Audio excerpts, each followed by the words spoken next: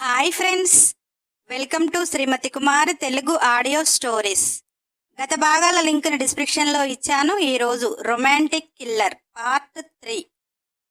Kaveri family వాళ్ళు కూడా ఏ రోజు చిన్న చూపు చూసింది లేదు గగన్ని. అందుకే ఇప్పుడు గగన్ తరపున ఫ్రెండ్స్ మాత్రమే వచ్చారు. అందులో గగన్ క్లాస్మేట్ అమ్మాయి భర్తనే 1 year బ్యాక్ చనిపోయింది. ఇప్పుడు లతతో లవ్ డ్రామా చేసి లతతో చనిపోయింది. అదేంటో చూద్దాం. అంగరంగ వైభవంగా పెళ్లి ఏర్పాట్లు జరుగుతున్నాయి. గగన్ విక్రాంత్ రెడీ అయ్యి ముహూర్తం కోసం రూమ్లో ఉన్నాడు. అప్పుడు వాళ్ళ ఫ్రెండ్స్ అందరూ వచ్చారు. అందులో అమ్మాయిలు కూడా. అమ్మాయిలందరూ గగన్తో కాలేజీ డేస్లో కూడా మా ఫేస్ చూడకుండా కావేరీ లవ్లో ఉన్నారు. ఎప్పుడు ఫోటోలో చూడటమే కానీ అందరితో పాటు మేము మండపంలో చూడాలా అని అలకగా అన్నారు. గగన్ అక్కడికి ఒక చిన్న పాప వస్తే కావేరీ అక్క రూమ్ చూపించు వీళ్ళందరికీ అని చెప్పాడు. అందరూ ఆ పాప వెంట నడిచారు. అబ్బాయిలందరూ గగన్ దగ్గర సరదాగా మాట్లాడుకుంటూ ఉన్నారు. అలా గగన్ క్లాస్మేట్ అమ్మాయిలు ఒక 5గురు ఆ పాప వెంట ప్రళయ కావేరీ రెడీ అవుతున్న రూమ్లోకి వెళ్ళారు. అందులో కావేరీ ఫ్రెండ్స్ కావేరిని ఆట పట్టిస్తూ రెడీ చేస్తున్నారు. వీళ్ళు వెళ్ళగానే పెళ్లి కూతురు గెటప్లో ఉన్న కావేరిని చూస్తూ వీళ్ళే తమను తాము పరిచయం చేసుకున్నారు. కావేరి, ఓ అవునా, మా విక్కీకి అమ్మాయిల ఫాలోయింగ్ చాలా ఉందన్నారు, మీరే వచ్చారు ఇంకా అని నవ్వుతూ అన్నది. వాళ్ళు ఇంకా టైం ఉంది కదా, పెళ్ళికి అప్పటికి వస్తారేమో, మేమందరము దీన్ని తీసుకొని వచ్చే వరకే టైం అయింది అని అందులో స్వాతి అనే అమ్మాయిని చూపించారు.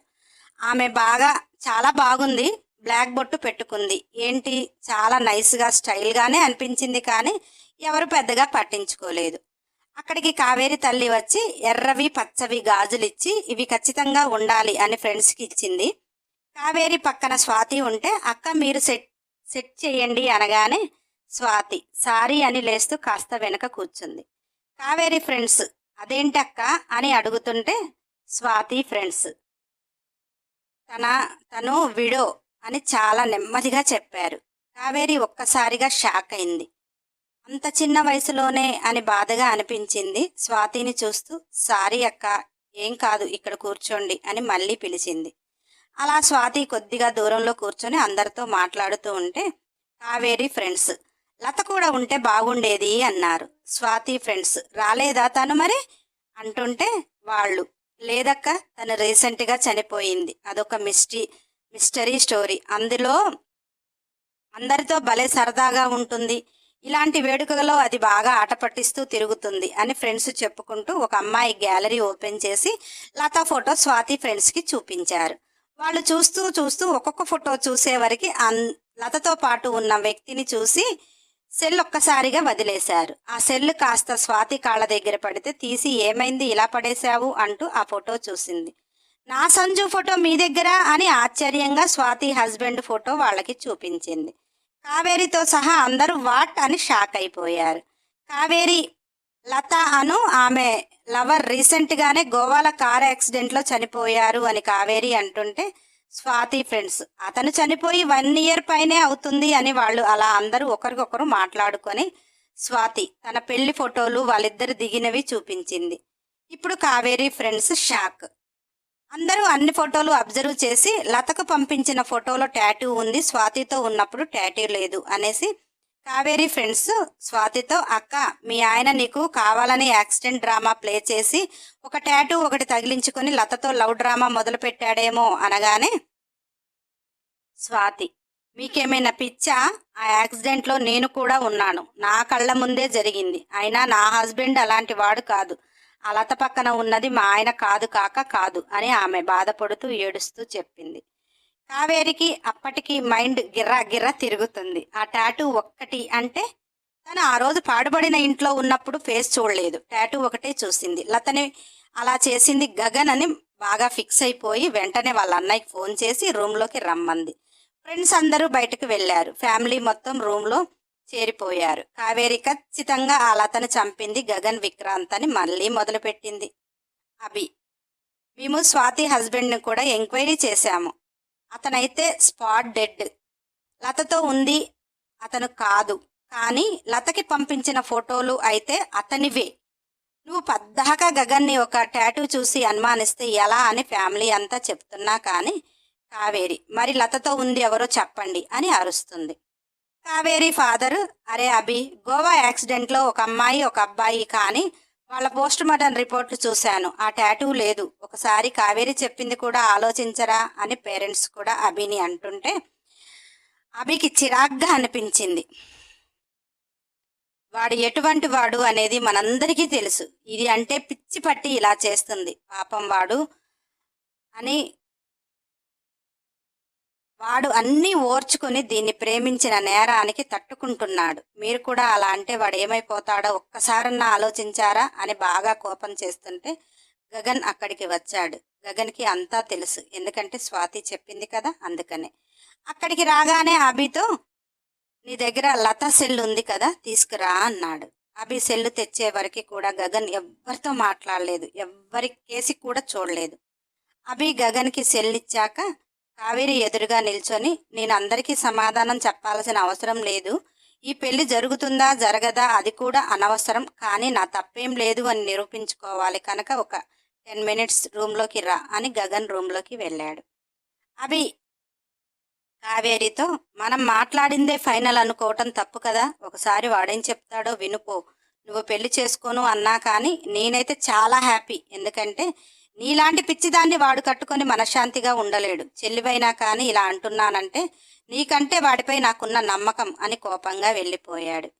కావేరి మనసు అగ్నిగోళంలా ఉంది. తల్లిదండ్రుల కేసి చూస్తే ఒకసారి అతను చెప్పేది కూడా వినాలి కదా అమ్మా అని అంటున్నారు. కావేరి రూమ్లోకి వెళ్ళగానే గగన్ డోర్ బోల్ట్ పెట్టేసి కావేరిని బెడ్ మీద కూర్చోబెట్టి తాను ఫ్లోర్ మీద కూర్చొని, హనీబీ, ముందు నువ్వు చాలా అంటే చాలా ప్రశాంతంగా ఉండు. ఇది లత సెల్లు, నీ సెల్లు నీ దగ్గరే ఉంది. అతను లతతో చాటింగ్ టైం, మన చాటింగ్ టైం నువ్వే చూడు. ఒకటే టైంలో నేను నీతోటి లతతోటి చాటింగ్ అయితే చేస్తానేమో, కానీ వీడియో కాల్ మనది రన్నింగ్ అయినప్పుడు వాళ్ళ చాటింగ్ కూడా నీకు అర్థమైతే ఇక నేను చెప్పాల్సిన అవసరం లేదు. కావేరి లత సెల్లు ఓపెన్ చేసింది, తన సెల్లు ఓపెన్ చేసింది. చాలా చోట్ల సేమ్ టైంలో ఇద్దరు సెల్లులలో చాటింగ్ ఉంది.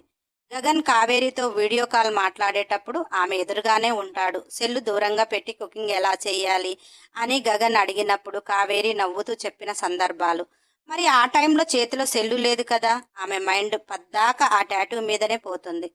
గోవాలో చనిపోయిన అతనికి టాటూ లేదు, లతకి పెట్టిన ఫోటో టాటూ ఉంది, ఆమె కళ్ళార చూసినప్పుడు టాటూ ఉంది.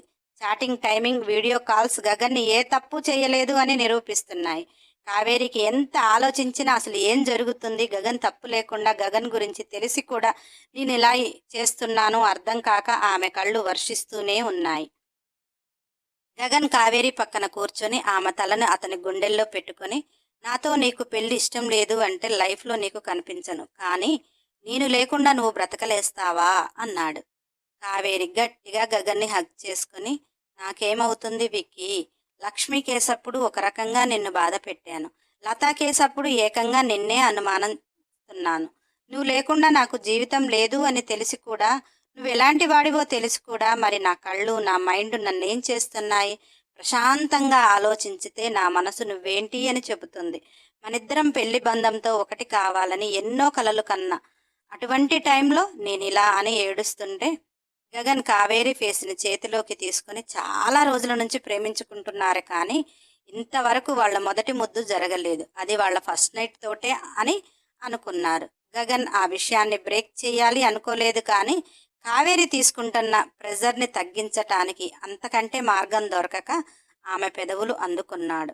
అదర చుమ్మనల మధురిమలను ఇద్దరు ఒకరికొకరు పంచుకుంటూ కావేరి పెదవులలోని అమృతాన్ని గగన్ గండు తుమ్మెదలా గ్రోలేస్తూ అతని 2 పెదవుల మధ్య ఆమె కింది పెదవి చేరగానే కావేరి ఆటోమేటిక్గా మౌత్ ఓపెన్ చేసింది. గగన్ ఆ ముద్దు గాఢతను కొంచెం పెంచేసి అతని నాలుక ఆమె నాలుక వెతుకులాటలో పడిపోయింది. కావేరిలో ఏదో అలజడి, ఆమె మది నిండిన మదనుడే కాదు, మనసును దోచిన మురళీధరుడు. అతని ప్రేమ ఆమెకు చేరుతుంటే ఇప్పటి వరకు ఆమె పడ్డ భ్రమ అంతా పటాపంచలుగా వెళ్ళిపోతుంది. ఆమె చేతులు ఆటోమేటిక్గా గగన్ వీపును చుట్టేస్తూ అతని ప్రేమ పెదవులతో ఆమె పెదవులను తీయని నొప్పిని కలగజేస్తుంటే అతని వీపుపై ఆమె చేతి పట్టు గట్టిగా బిగుసుకుపోతుంది. తీయగా సాగిపోతున్న వారి తొలి ముద్దుకి టైం పరిగెడుతుంటే అది వాళ్లకు అర్థం కాలేదు. బయట వాళ్ళు ముహూర్తానికి టైం అవుతుంది, అసలు రూమ్లో ఏం జరుగుతుంది అని డోరు తట్టారు.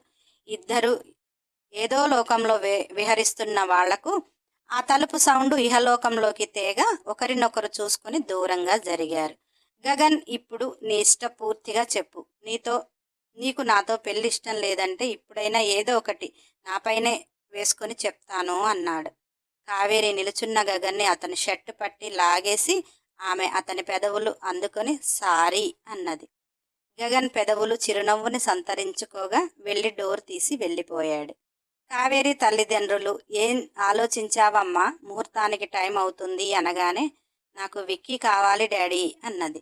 కావేరి తల్లి తల బాదుకొని, దీన్ని ఏ పిచ్చి గడియల్లోనో కని ఉంటాను అంటూ ప్రియను చూస్తూ, త్వరగా మండపానికి తీసుకురా అని కావేరి తండ్రిని, పదండి మనం కాళ్ళు కడిగి కన్యాదానం చెయ్యాలి కదా, 1కి 4 సార్లు కాళ్ళు కడిగి దీన్ని వదిలించుకుందాం పదండి అంటూ తల్లిదండ్రులు వెళ్ళిపోయారు. ప్రియా రూమ్లో, ఏం చేశాడే గగనన్నయ్య, ఫస్ట్ నైట్ అయిపోలేదు కదా అన్నది. కావేరి సిగ్గుపడుతూ అదేం లేదు అంటుండగా అవి లోనికి వచ్చి, అమ్మా ప్రళయమా, నా ఫ్రెండ్కి నా అనేవారు ఎవ్వరూ లేరు. ఇప్పటి వరకు మేం భరించాము, కానీ ఇక నుంచి అన్నీ వాడు భరించాలి అంటే చాలా కష్టం తల్లి. నిన్ను 10th వరకు చదివించి ఇంట్లో కూర్చోబెట్టి ఉంటే అయిపోయేది. వాడు నా చిన్ననాటి స్నేహితుడైపోయి నీకు సొసైటీ గురించి నేర్పుతూ లా చదివించాడే, అక్కడ వచ్చింది తప్పంతా. చేసుకున్న వారికి చేసుకున్నంత మహదేవా అని ఇప్పుడు అనుభవిస్తున్నాడు అని కావేరి దగ్గరికి వచ్చి ఆమె ముఖమును చేతిలోకి తీసుకుని, మేమందరము ప్రళయ కావేరి అంటుంటే వాడికి ఇష్టంగా వాడి జీవితాన్ని అలా మారుస్తావు అని హనీబీ అని పెట్టుకున్నాడు. నీ కంటికి కనిపించేవి, నీ మైండ్లోకి వచ్చేటివి కాకుండా కాస్త వాడి మనసుని, నీ మనసుని అర్థం చేసుకోవటానికి ప్రయత్నించు. లక్ష్మీ కేసులో మాకేం తెలియదు, కానీ వాణ్ణి బాగానే టార్చర్ పెట్టినట్టుగా అనిపిస్తుంది. ఇప్పుడు లత కేసులో చూస్తున్నాము కనుక వాడిని ఏ రేంజ్లో నువ్వు కష్టపెడుతున్నావో ఈ కేసులు కాకుండా వాడిని వాడిలా చూడు. నీకు పరిచయమైనప్పటి నుంచి ఏ రోజైనా కానీ నువ్వే రౌడీలా చేస్తున్నావు, కానీ వాడు ఏ రోజైనా లిమిట్స్ దాటాడా? ఈ కేసులు ఇవన్నీ పక్కన పెట్టి ప్రశాంతంగా హ్యాపీగా ఇప్పటికైనా ఆలోచించమ్మా. ఎందుకంటే ఇప్పటి వరకంటే పెళ్లి కాని అమ్మాయివి, ఎంత ప్రాణంగా ప్రేమించినవా, కానీ వాడి మనసు దెబ్బతినేలా మాత్రం నువ్వు ప్రవర్తించి మా స్నేహాన్ని విడగొట్టకు తల్లి అని దండం పెడుతూ ప్రియని చూస్తూ, దీన్ని రెడీ చేసి తీసుకునిరా అని వెళ్ళిపోయాడు. అలా కావేరి అప్పుడు తల వంచింది మౌనంగా. పెళ్లి అంగరంగ వైభవంగా జరిగింది. గగన్ కావేరి భార్యాభర్తలుగా ఒక అద్భుతమైన గడియలో ముడిపడింది వారి బంధం. అలా పెళ్లి మండపంలో అన్నీ అయిపోయాక గగన్ అప్పటికే వాళ్ళ ప్రేమ బంధం అద్భుతంగా ఉండాలి అని కావేరికి నచ్చినట్టుగా హౌస్ రెడీ చేసి ఉంచాడు. ఇన్ని రోజులు వాళ్లతోనే ఉన్నాడు, ఇప్పుడు కూడా ఉండవచ్చు, కానీ అతనికంటూ అంతో ఇంతో స్టేటస్ ఉంటుంది కదా. అందుకనే ఈరోజు కావేరితో కొత్త ఇంట్లో కొత్తగా గృహప్రవేశం చేశారు. అప్పటికే ఆ రోజు గడిచిపోగా మరుసటి రోజు వారి కొత్త ఇంట్లో ఇద్దరూ కలిసి సత్యనారాయణ స్వామి వ్రతాన్ని నియమనిష్టలతో ఆచరించి వచ్చిన బంధువర్గానికి అతిథి సత్కారాలు చేసి ఎటువారు అటు పంపించేశారు. ఆ రోజు వాళ్ళు అక్కడ నిద్ర చెయ్యాలి కనుక అభి ప్రియలను వాళ్లతో ఉంచేసి అందరూ వెళ్ళిపోయారు. అభి గగన్ ఒక గదిలో, ప్రియా కావేరి ఒక గదిలో ముచ్చట్లు పెట్టుకుంటూ ఆనందంగా గడిపేస్తున్నారు. గగన్ అభితో, స్వాతి హస్బెండ్ గురించి ఇంకా డీప్గా ఎంక్వైరీ చేయరా, నాకెందుకు ఏమీ అర్థం కావటం లేదు. స్వాతి హస్బెండ్లా ఎవరైనా అతను చనిపోయిన ప్లేస్లోకి మారారా అంటే ఎందుకు మారారు?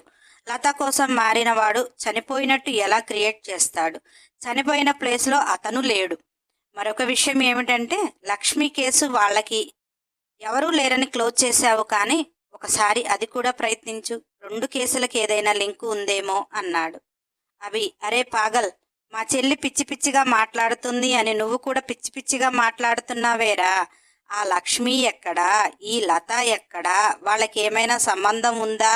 లక్ష్మి ఎవరు, లత ఎవరు, స్వాతి హస్బెండ్ ఎవరు అని అంటుంటే గగన్, ఏమో, మనం డీప్గా వెళ్తేనేగా తెలిసేది. ఏదేమైనా హనీబీ ఆమె కళ్ళు చెప్పేది, ఆమె మెదడు చెప్పేది, ఆమె మనసు చెప్పేది 3 ఏకీభవించినప్పుడే తను నార్మల్ అవ్వటానికి చాలా అవకాశాలున్నాయి.